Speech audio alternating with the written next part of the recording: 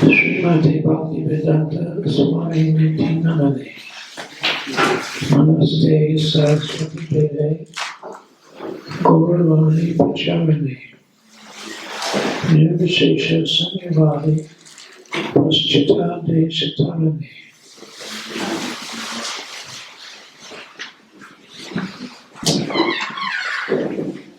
Some of my disciples have reminded me of my early memories of Prabhupada.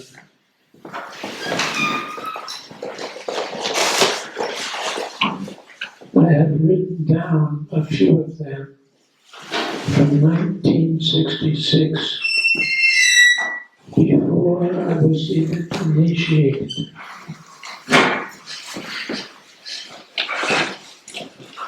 Number one,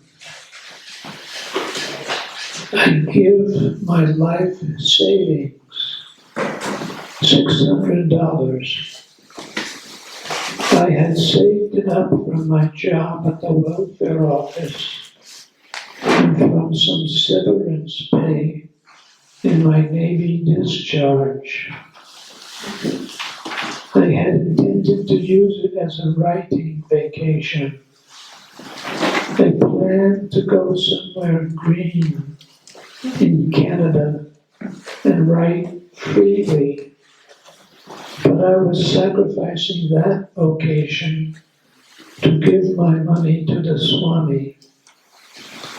When he saw me hand him the money, he smiled broadly and without any embarrassment. I could observe that Swamiji was very poor and that he could see this money as coming from Krishna. I had been standing close to him and his aluminum trunk, which served as his desk. I moved away from him and sat at the other side of the room. In that small distance of moving to the other side of the room, Swamiji's smiling demeanor completely changed. I looked at him and his face was stern. The corners of his mouth turned down. He seemed to be suddenly displeased with me, as if saying, "Don't think you have purchased me with this donation. You still have to surrender." I felt very humble and small before him, not proud that I had just given a big donation.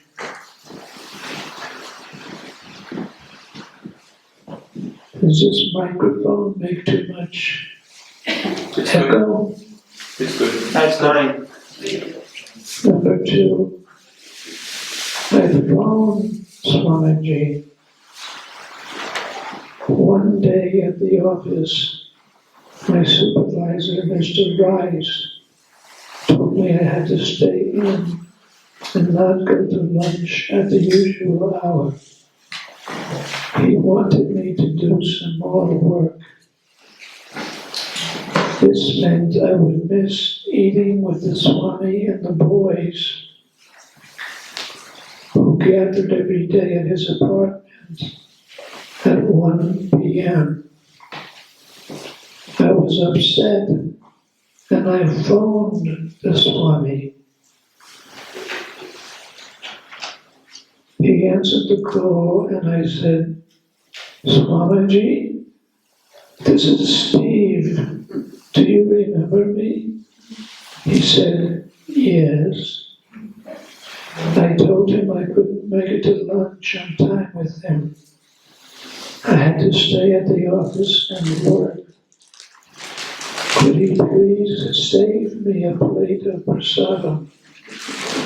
I would be free to come at 2 p.m.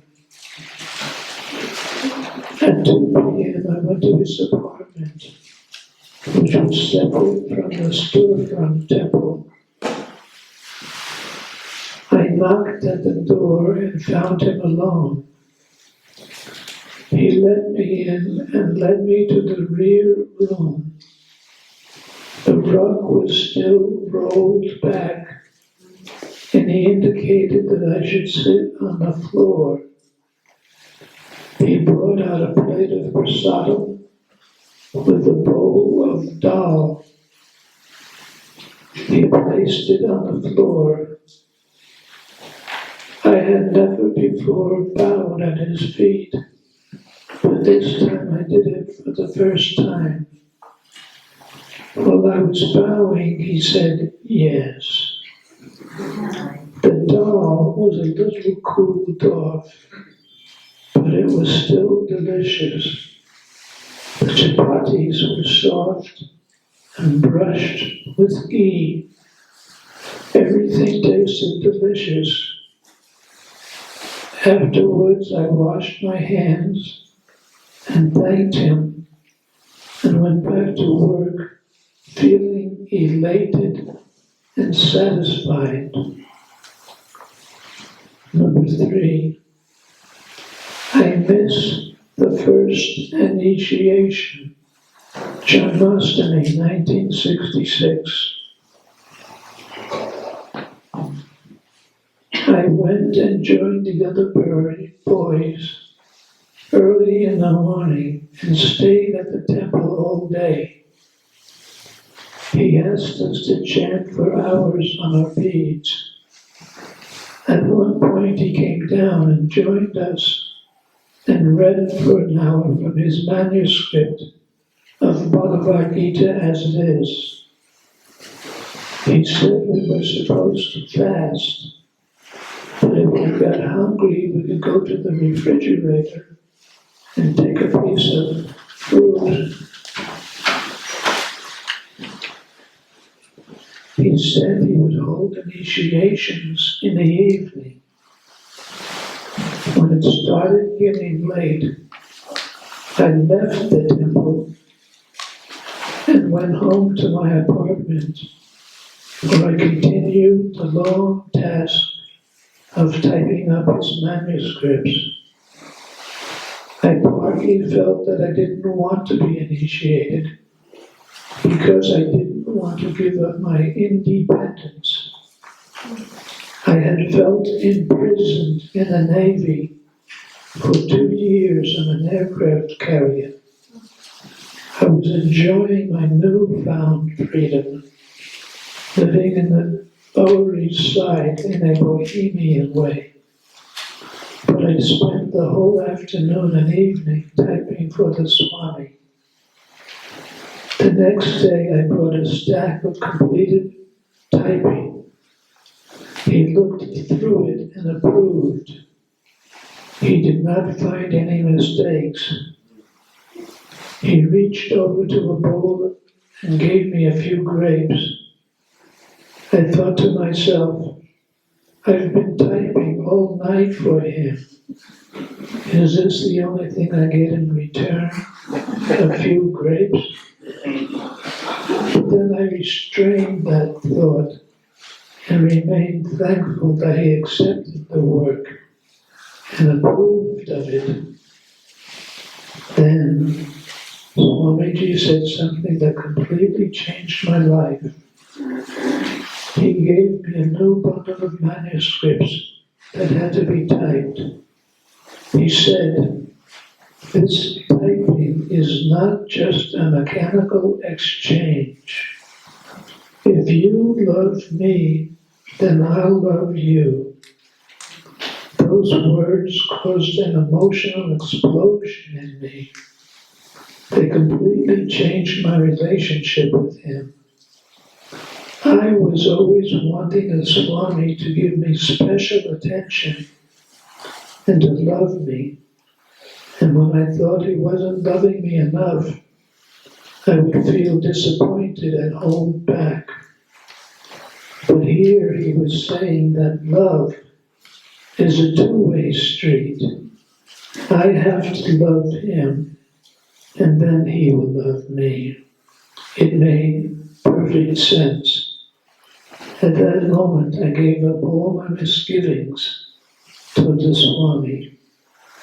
I loved him and let his love toward me flow in. Regarding my missing the first initiation, he indicated it wasn't a big deal. Memory number 4. When I joined with the boys and the Swami the next day, I saw they all had wooden red beads strung on a thread, and they called each other by new Sanskrit names. I felt left out. As soon as I got a chance, I went up to his room, where I found him alone. I asked him to initiate me. He said, "You have to be a vegetarian." I replied, "I already am. I had stopped eating meat 6 months ago." He didn't ask me to follow any other vows at that time. He said there was an auspicious day coming in a couple of weeks. September 23rd, 1966 was the appearance day of Srimati Radharani. 3 boys received initiation: Kirtanananda, Achyutananda, and myself. He said my new name was Satsvarupa Das. Later, I asked him what the name meant. He said, Satsvarupa is the inner form of truth.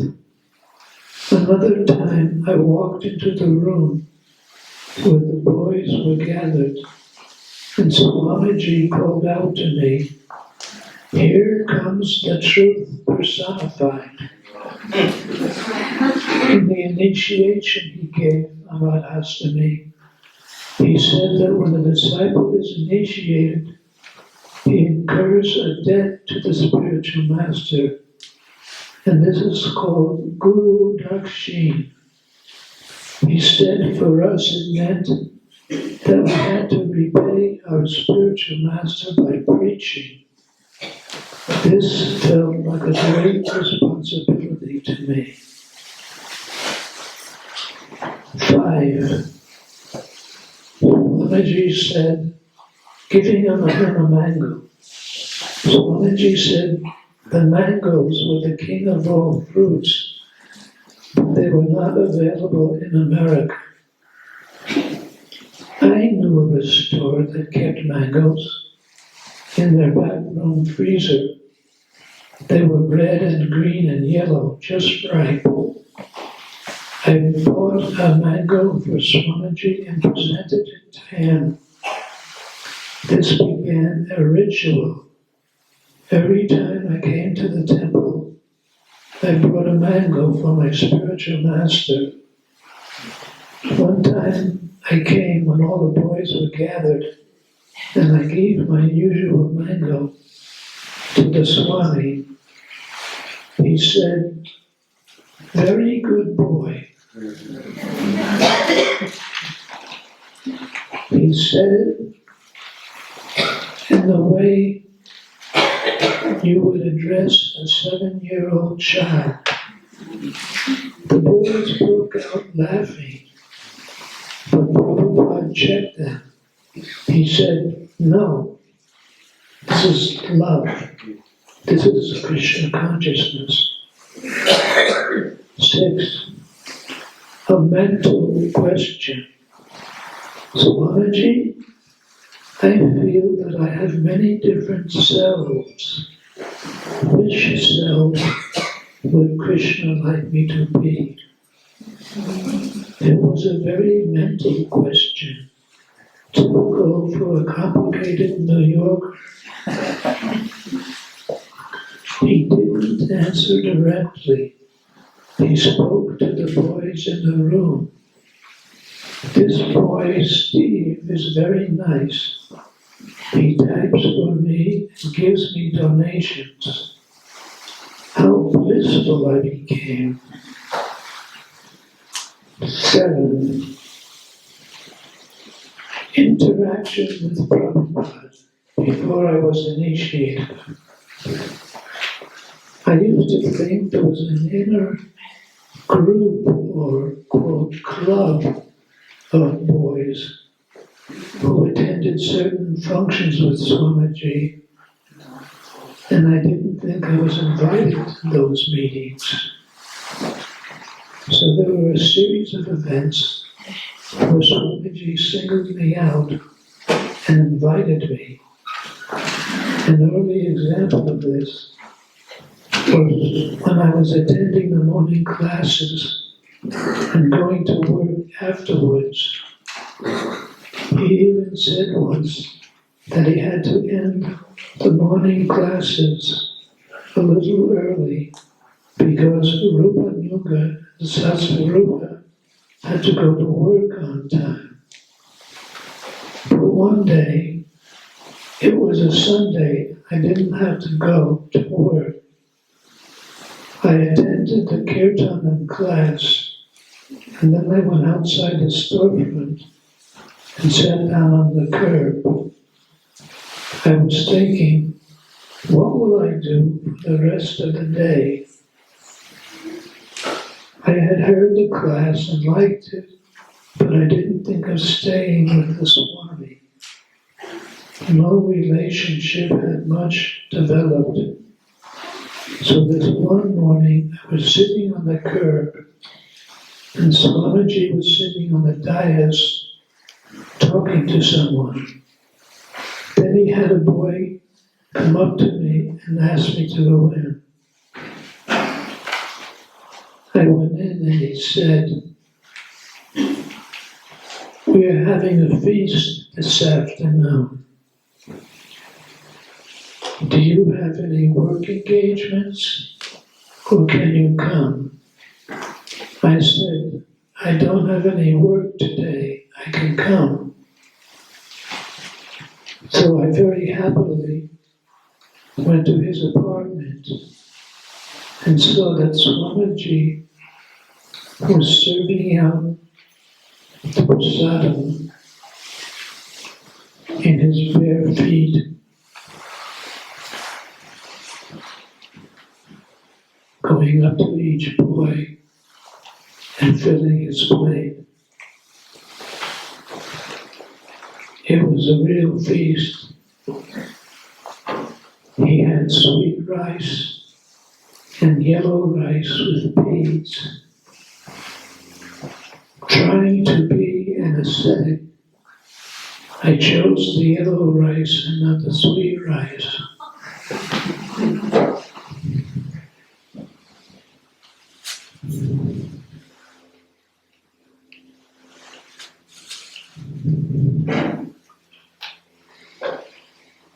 My first question in public.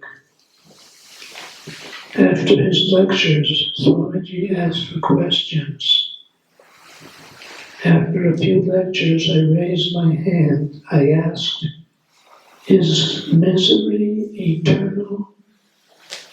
My question came from reading something Van Gogh wrote in his collection of letters to his brother, "Dear Theo." Van Gogh had written that he thought misery was eternal, and I wanted to know what Swamiji thought of this. He answered, "Yes, misery is eternal. You may break your leg and have it fixed by a doctor putting it in a cast, but then another year you may be in a car accident and suffer brain damage." He said this world was a place of misery, and there was no relief from either birth, death, disease, or old age. Then Swamiji said, however, there is another world, the spiritual world. If you become a pure devotee, after this lifetime you go to Krishna and live with him in the spiritual world, where there is no anxiety, where everything is eternal full of bliss and knowledge. What a complete answer. I rejected Van Gogh's dismal point of view.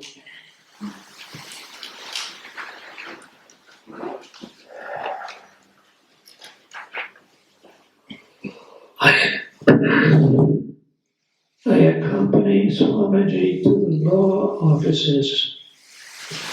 Once I went with Swamiji to Chambers Street, where he consulted with his lawyers. I went to the law offices with another devotee, Ray Rama, but afterwards he left us, and I had to accompany Prabhupada back to 26 Second Avenue by myself. On the way back, I commented to Prabhupada that the city was like a jungle, except there were no snakes. Swamiji said to me, "Oh, what about Mr. Payne?" Mr. Payne was the real estate agent who tried to cheat us out of thousands of dollars in his con artist attempt to get us a new building. I was supposed to be protecting Prabhupada on our journey home. We got on the bus together. When I thought we were one stop away from 26 Second Avenue, I pulled on the buzzer. And Prabhupada said, "No, you have buzzed too early. There is one more stop." So I waited until the next stop came up and I pulled the buzzer. It seemed that Swamiji knew better how to get around New York City than I did. When we were just across the street from 2nd Avenue, I wanted to make conversation. I asked Swamiji, "How come the Ramakrishna mission is so well organized if they are bogus?" Swamiji did not answer my question, but bolted ahead of me and crossed the road. He went right upstairs to his apartment without answering me. I was taken aback. Why had he not answered my question? Did I do something wrong? Why had he ignored me? Did I make an offense? The whole incident upset me, and it took me a while to get over it. I eventually realized that Prabhupada didn't have to answer my questions if they didn't seem fit for him to reply to. Those are short, early memories.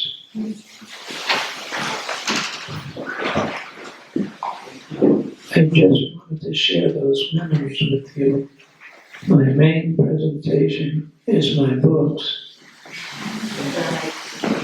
I have 3 newly published titles at the book table.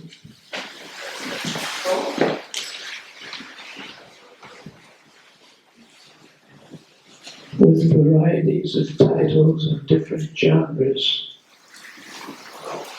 Holiday can help you find what you're looking for. We have the books displayed in different categories. One newly published book is The Best I Could Do. This is free writing, but it's entirely Krishna consciousness. I write in the container of time. There are quotes from scriptures. The fish in the pond don't notice the water is diminishing every day, just as foolish family people don't notice that the time they have to live is passing away with every day. Both by rising and setting, the sun diminishes everyone's life, except for those who discuss the activities of the Supreme Personality of Godhead. I'll read a page from this book.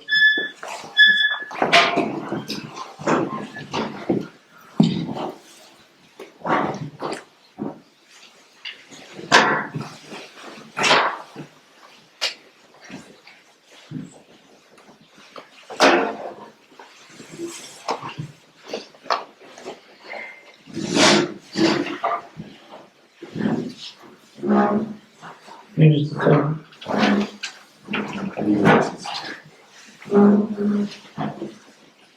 Usually the printer sends half the books to John Endler. He's not here today because we had to attend a funeral. And they sent half of the books to me. But they didn't send me any books this time. My books supposedly will come a few weeks later. So we only have 40 copies of these new books.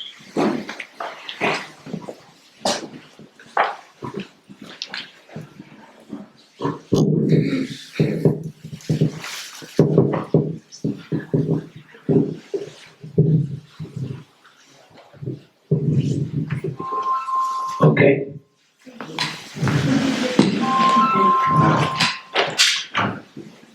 How do you feel? I feel happy with life. I was so filled with it in the bathroom. Anything I thought of felt good and part of Krishna consciousness. I like what I am doing now, but also feel, okay, when Krishna takes all this away, I'll accept what he does next. The main things to think of is of Krishna. In one commentary by Srila Swami, he wrote, "O Lord, loving remembrance of your lotus feet is rarely achieved. Please, O Nirahari, arrange for me to have that remembrance day and night. To get the remembrance, maybe he would have to take away things you are doing now. You may have fun and be excited by your activities, but they may not be the best for promoting remembrance of Krishna constantly." So then he prays, "You just arrange it so that I can always think of you." The phrase, "you just arrange it," implies that Krishna has a free hand. The devotee wants the Lord to fully use that power in his life to take away whatever is an impediment to constant thinking of Krishna. It is a daring prayer. What if one thinks too much of his wife and children or his literary plans? The Lord may take them away and say, "Don't blame me, Babu. You asked for it." We will cry, but then realize we have what we really want, the remembrance of the Lord. You are distracted during japa. You don't know the name is the Lord. You don't know what is the glory of the Lord, who is so easily present as Nam Prabhu. You don't know, but you can pray to him to please arrange it.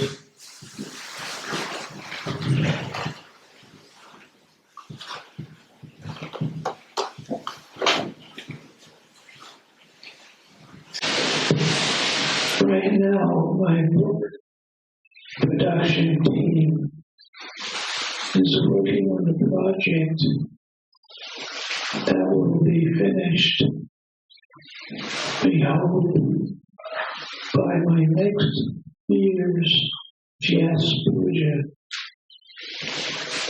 We are trying to reprint all the books I wrote about Srila Prabhupada, except for Srila Prabhupada Ramita. These books include the 4 volumes of Prabhupada meditation, nectar, remembering Srila Prabhupada, 100 Prabhupada poems, Srila Prabhupada appreciation. Here is Srila Prabhupada. He lives forever, calling out to Srila Prabhupada. Life with the perfect master. Srila Prabhupada's muddy diary and the haiku book under the banyan tree. 3 letters books. 3 volumes of my letters to Srila Prabhupada.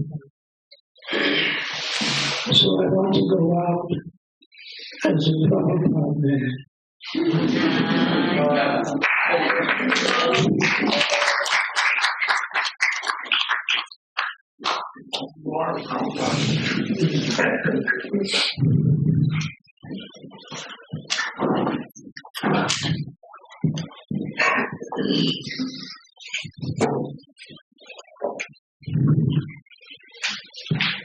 I would like Ram Roy to play a soft kirtan and invite the devotees to go onto the book table. Right here on my right are the books about Srila Prabhupada. Baladev has them all stacked in his hand that we're going to reprint. You don't have the 3 volumes, letters books. No. Yeah.